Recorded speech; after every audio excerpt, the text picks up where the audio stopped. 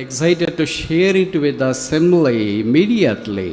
But ఈ యొక్క అప్పుడే తిరిగి జన్మించినటువంటి ఒక అతను అత్యుత్సాహంతో దేవుని యొక్క వాక్యాన్ని మరి సమాజంతో పంచుకోవాలి అని అనుకున్నాడు. So he requested the leadership to give a opportunity for him to share the word of God. కాబట్టి పెద్దల దగ్గరికి వెళ్ళేసి దేవుని వాక్యం పంచుకోవడానికి కొరకే అవకాశం ఇవ్వమని అడిగాడు.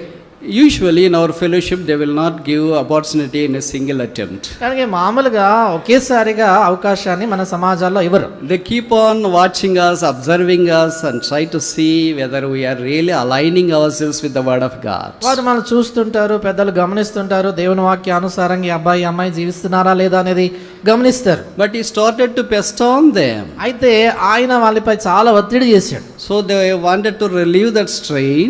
కాబట్టి ఆ ఒత్తిడి నుంచి వారు తప్పించుకోవాలని One day they asked that brother, you can share your testimony and the word of God in the evening gospel meeting on Lord's Day.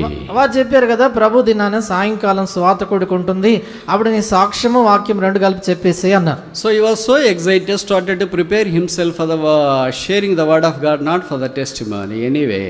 కాబట్టి ఆయన చాలా ఉత్సాహంతో ఉన్నాడు. సాక్ష్యం ప్రక్కన పెట్టేసి వాక్యం ఎక్కువగా ఇంకా ధ్యానం చేయడం మొదలు So పెడుతున్నాడు. Sunday evening gospel meeting came కాబట్టి సాయంకాలము సువార్త కూడిక ఆదివారం వచ్చింది, and singing has done. పాటలు అయిపోయాయి. Then the leader said that now brother so and so will share his testimony and the అప్పుడు word of God. నడిపించి నాయకుడు చెప్పాడు, పలానా సహోదరుడు తన సాక్ష్యం పంచుకుంటాడు, వాక్యం చెప్తారని. And the twist is he is not married, unmarried. అక్కడ మలుపు ఏంటంటే ఆ అబ్బాయి క్షమించండి, పెళ్లి కాలేదు. So he came before the microphone like this and started to share the word of God. కాబట్టి ఈ రీతిగా మైక్ ముందుకు వచ్చినాడు, దేవుని వాక్యం చెప్పడం మొదలు పెట్టాడు. And then he said, I am going to tell a mystery for you today. It's not me, that brother. కాబట్టి నేను కాదు ఆ సహోదరుడు అన్నాడు, ఈ రోజు మీకు గొప్ప మర్మం చెప్తాను నేను అన్నాడు.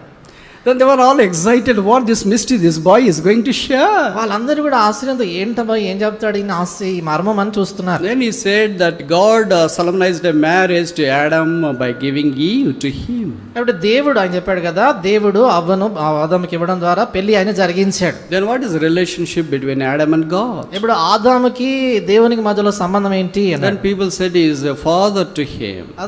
ప్రజలు అన్నారు కదా ఆయనకు తండ్రి అవుతాడు అని చెప్పాడు. He said that you told exactly wrong answer. ఆయన చెప్పాడు కదా, మీరు ఖచ్చితంగా తప్పు జవాబు చెప్పారు అన్నాడు. Then he said, I will tell you this mystery now, right answer. మీరు సరైనటువంటి జవాబు చెప్తాను, ఈ మర్మము చెప్తాను చూడండి అన్నాడు.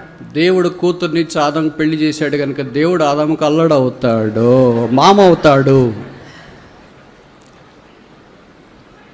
See how mysterious is the word of God for him. కాబట్టి ఆయనకి చూడండి దేవుని వాక్యం ఎంత మర్మము. అవనిచ్చి పెళ్లి చేసినాడు కనుక మామ అవుతాడట దేవుడు.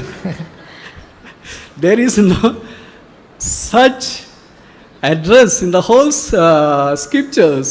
కనుక బైబిల్ అంతట్లో కూడా దేవునికి అలాంటి పేరు ఎక్కడ రాయబడలేదు. So don't be excited like that to share the things that do not align with the word of God. కాబట్టి దేవునికి వాక్యంతో పొందన లేనటువంటి సంగతులను అత్యుత్సాహంతో పంచుకోవద్దండి. Give time for God to prepare you mentally, spiritually, so that the Lord will use you in His own time. దేవునికి సమయం ఇవ్వాలి. దేవుడు ఆత్మీయంగా